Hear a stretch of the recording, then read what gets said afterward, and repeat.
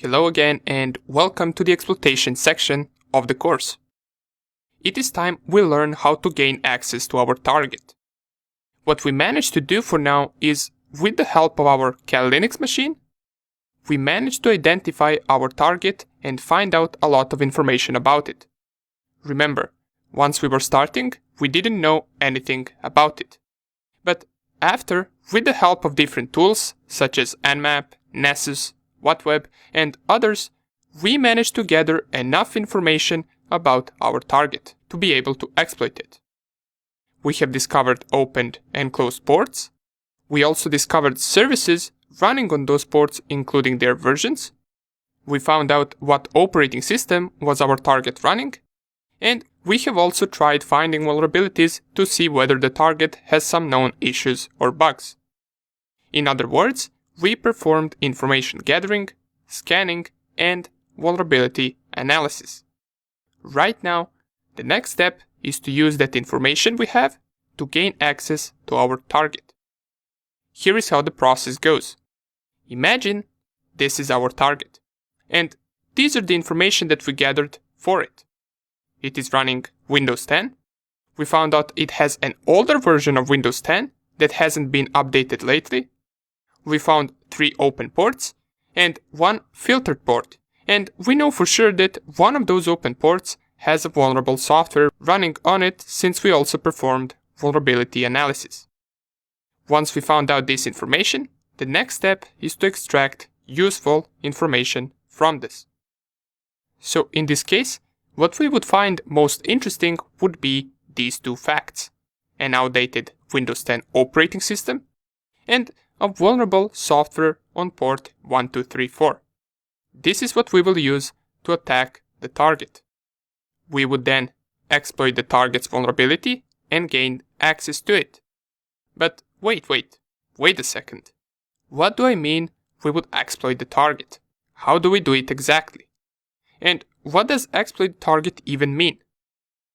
Well, exploiting the target, in other words, is using its vulnerability that we discovered to send something called payload. What a payload is a program that we deliver to the target after the exploit. Usually, this program is something that allows us to execute commands on target system and navigate through its files and folders. Now, I know what you're thinking. It is still a little unclear to you as to how this works exactly. Don't worry, in the next 2 videos we will explain in details what exactly happens once we exploit a vulnerability and what type of payloads exist and which ones we will use the most.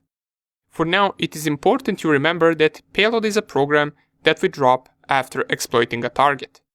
And in 99.9% of cases, this will be a program that allows us to execute commands on target system, or also known as a shell.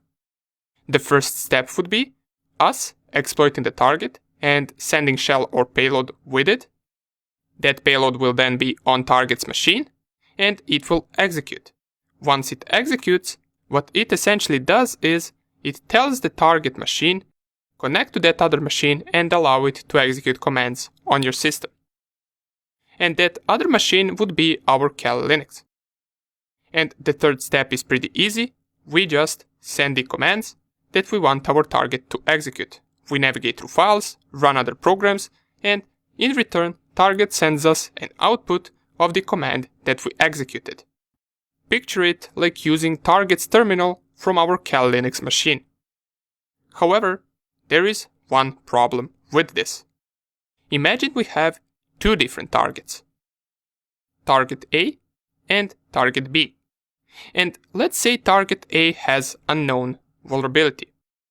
It is running some outdated software on port 5555, for example, and in that case, we would do what we just explained, which is exploit the target through the vulnerability and deliver the payload that will allow us to control that target machine. Well, this scenario would only work if the target has a vulnerability. But what if it doesn't have a vulnerability? What if all of its softwares are fully updated and secured? What then? In that case, we would do something similar. We would deliver the payload to the target, just this time we cannot do it through an exploit. which also means we can't make the payload auto-execute on the target, since once again, there is no exploit that we can do. We must deliver the payload to target using different way, and also we must make it execute a different way. Well, in this case, social engineering comes in play. We would try to trick the user to open our payload by themselves. They must run it for us. How would we do that? Well, we could use different methods of delivering the payload. We could, for example, use an email containing our payload that we perhaps masked to look like an image or a different file type. We would also make sure that email looks legit and target doesn't think twice before trying to open that image. We could spoof our email address so it looks like someone that our target knows, so they would never think that the image we sent could contain something malicious. Once they open that image, in the background our payload executes, and it grants us access to their machine without them even knowing it. This is just an example. There are multiple ways that we can do this.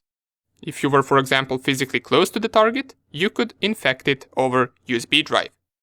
Plug the USB drive in the target machine and execute payload manually.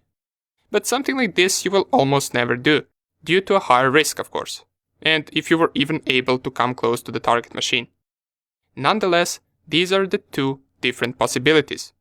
Either target is vulnerable, or it isn't. However, if it isn't, we don't just quit. We try different methods. Throughout this section, we will cover another big tool that all hackers use, and that tool is called Metasploit Framework. It contains thousands of exploits, and all of them are already in our Kali Linux machine. All we need to do is learn how to use them and how to run them. This is something we will cover shortly in great details. Let's start hacking.